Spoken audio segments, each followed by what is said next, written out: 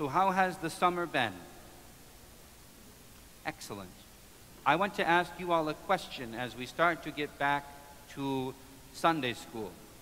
Have you noticed the thing that's strange about how we do church?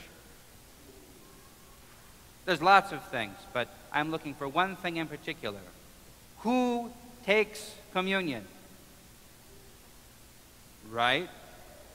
Who doesn't take communion? The older people tend not to take communion, and for some reason, all the kids take communion. Right? We know that this happens. What do you think that means? What do you think it means? Anyone want to take a guess? What does it seem like it would mean? What do you think, Merrick?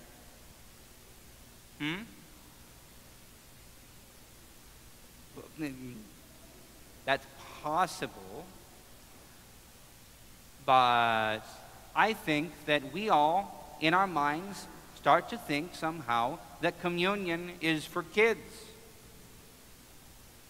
and that the adults only get to take it once or twice a year, because that's what we see happen, right? If we see something happen all the time, then we start to assume this is what's going on. I'll tell you what's actually happening. Your parents, they have heard from when they were your age that they have to prepare to take communion, right?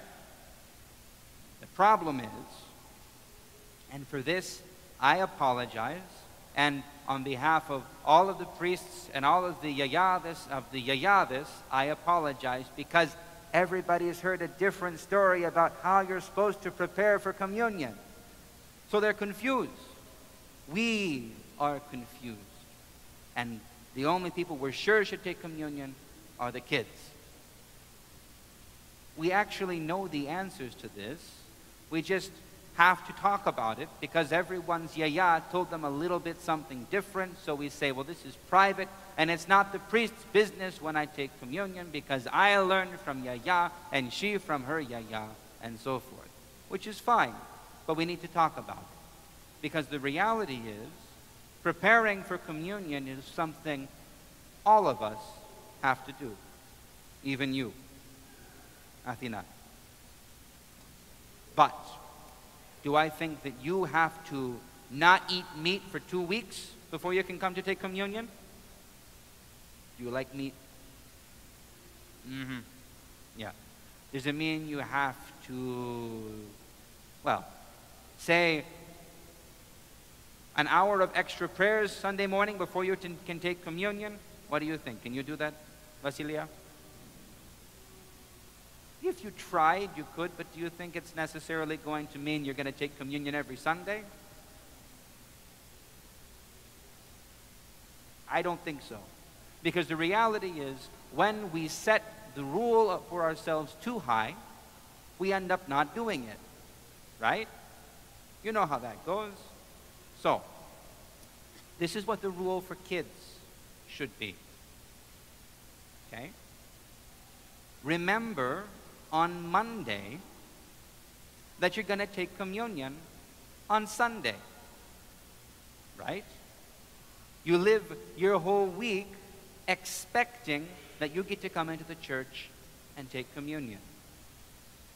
More than that, when life is hard, when a teacher is irritating to you, does that ever happen? A teacher is irritating? Okay. When your friend isn't nice to you, does that ever happen to any of you? Okay. When your brother or your sister are driving you crazy, does that ever happen to you? Okay. You turn around and look at your brother. That's classy. Okay. When life is hard, do you know what Jesus wants you to bring to him on Sunday morning? Does he want you to bring yourself with big smile and all your clothes just right and your hair combed and everything just perfect? Is that what Jesus wants? Good, you know that. What does Jesus want? He wants you. He wants you to bring all of your troubles, all of your problems. He wants you to bring them into church. And here's the thing. This is also the answer for what do you do when you're bored in church. How many of you have ever been bored in church?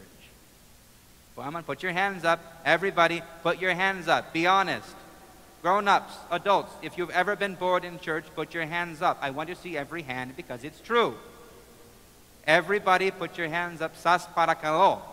And daxi. See, everybody gets bored in church. Here's what you do. When you're bored in church, when you catch yourself being bored, say, what was hard this last week? What problems do I need to bring to Jesus? Can you do that? Does that make sense? You think about your friend who doesn't seem to be being very friendly. You think about your teacher who doesn't understand you. And what you do is don't say, Jesus, I'm having such a hard time. This is really hard. Make it go away. Fix it. Okay? Because then you're just going to get distracted complaining to yourself about what's wrong. Think about the people. And say to yourself quietly while you're bored in church, I'm telling you what to say and what to think in your own mind, if you can, because this is what church is for. Say, Lord Jesus Christ, have mercy on my teacher. Help them to be less cranky. Help them to be happy. Lord Jesus Christ, have mercy on my friend. Something must be really sad if she's treating me like this.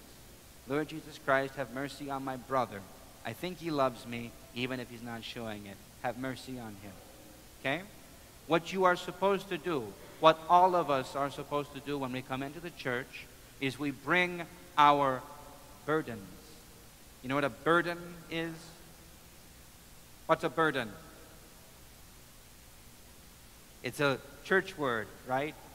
A burden is a heavy weight that we're carrying, either in reality, if we have to carry a rock around all day, well, then that's a burden. But if we have to carry trouble, pain, hurt, worry, these are the things that we're carrying with us. Bring these into the church, and as you're sitting here, pray for the people who are being a burden to you.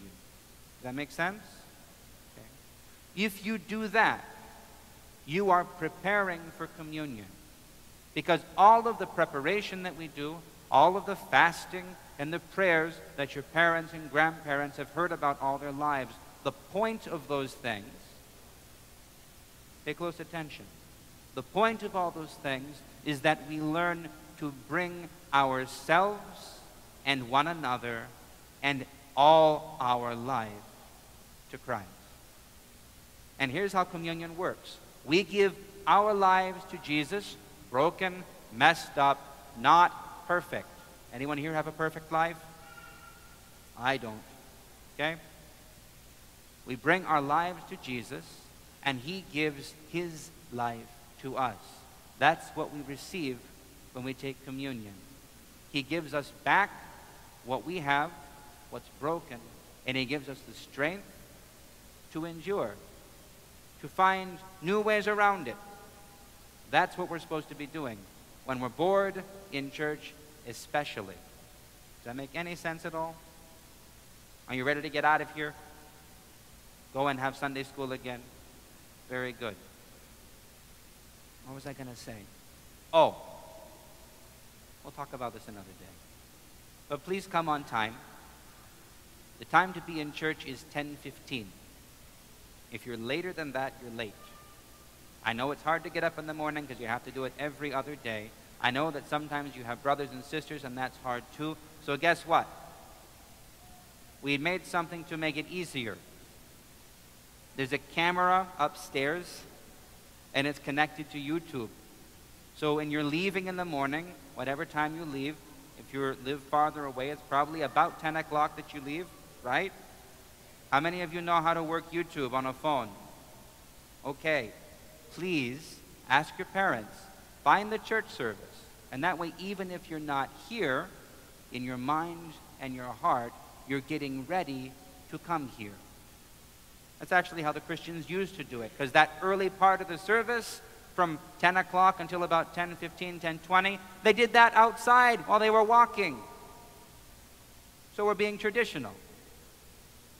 But please, you need to come to church, bring your lives, your burdens to Christ, and ask him to help you. Because the theme of Sunday school this year is, Jesus says to us, His strength is made perfect in our weakness.